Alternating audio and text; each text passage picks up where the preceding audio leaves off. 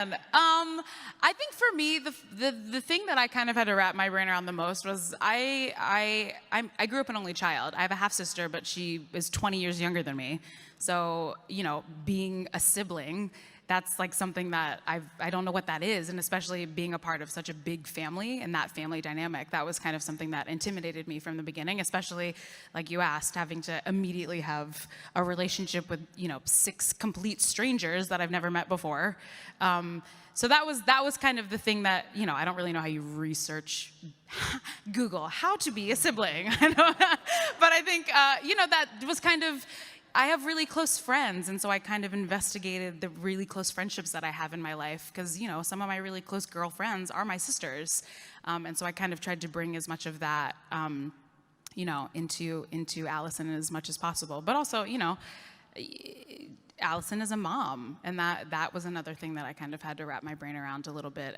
But also, because my sister is so much younger than me, I also kind of investigated that relationship. So everything that I needed to figure out who Allison was, I did have in some form or another as ЭММИ, as myself. And so I kind of, you know, as actors, we try to pull as much from our own lives and the experiences we have in real life and kind of manipulate them into this new being that we're trying to create. And so for me, the friendships that I have and having a much younger sister, that kind of, and the maternal instincts that I have towards her, because she's my younger sibling, that kind of helped me figure out the relationship between Allison and Claire, and then, you know, Allison and this fool.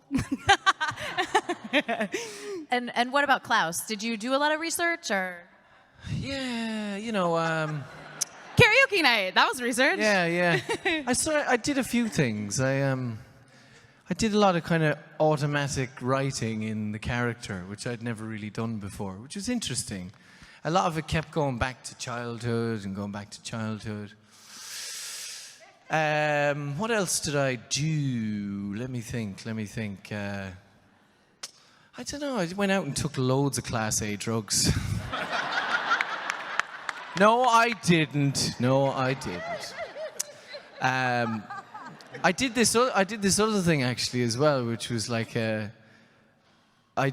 tried to do like an artistic diary of Klaus, but I'm not very good at drawing, so I just ended up Googling like pictures of taps or pictures of things that I was trying to draw, you know. It was like, but I just, you know, actors are sort of solitary creatures sometimes, and you kind of go in a darkened room and pace back and forth and try and wear the skin of the character as much as possible.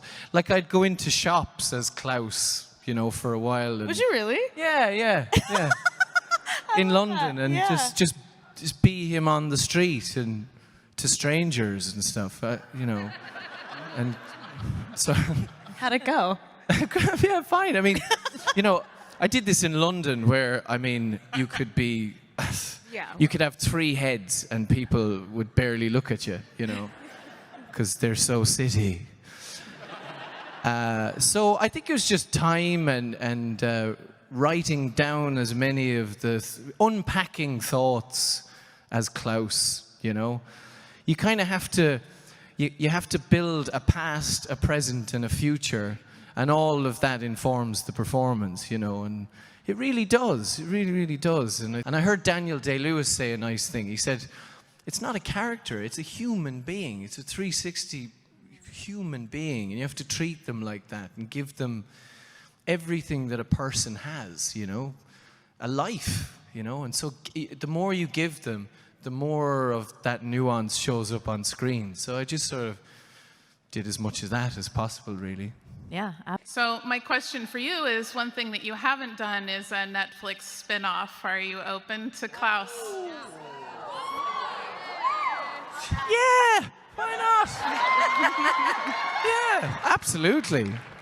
For those of you, Gerard Way, who created Umbrella Academy, he's done a prequel about, about Klaus in the sort of 5 or 6 years before the beginning of the Umbrella Academy story, where he's just sort of pottering around and essentially... It's you walking around London. Exactly. Little did I know that researching that as much as the other thing. So yeah, it's the kind of Klaus story before the reunion of the family, essentially, because before the start of Umbrella Academy, they're all very, very estranged. They all haven't seen each other in, I believe, about 16 years. He said out of that time, there's a great creative well to draw from, is how he put it. So I think that's where the kind of inspiration for the few years of Klaus just kind of. And some of the stuff he's told me about that's going to be in it is just so incredibly dark and fucked up. So, yeah, I'm well up for that. Absolutely up for that, yeah.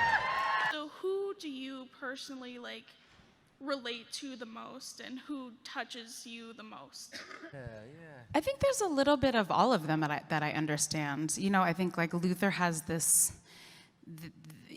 Luther has daddy issues, you know what I mean? And he does. And he just wants, I mean, they all do. That's like the umbrella under the umbrella is that they are all so messed up because their father gave them numbers, not names. Do you know what I mean? So what I take from all of them, I think, is that there are significant moments in everyone's life that affect you, and how you overcome those scenarios, and whether it's being bullied or whether it's, you know what I mean, or if it's addiction, or if it's you know, relationships in your life. And I think you know, our show is really about how these characters manage the relationships that have failed them in their lives. And you know, sometimes they do okay, most of the time they don't. But I think at the end of the day, you know, the strongest theme is that they constantly forget that they're all kind of going through the same thing, and that if they actually come together and try to work on that together, it actually will help them all heal. Because I think they're all separately thinking that they're struggling by themselves, and they're not.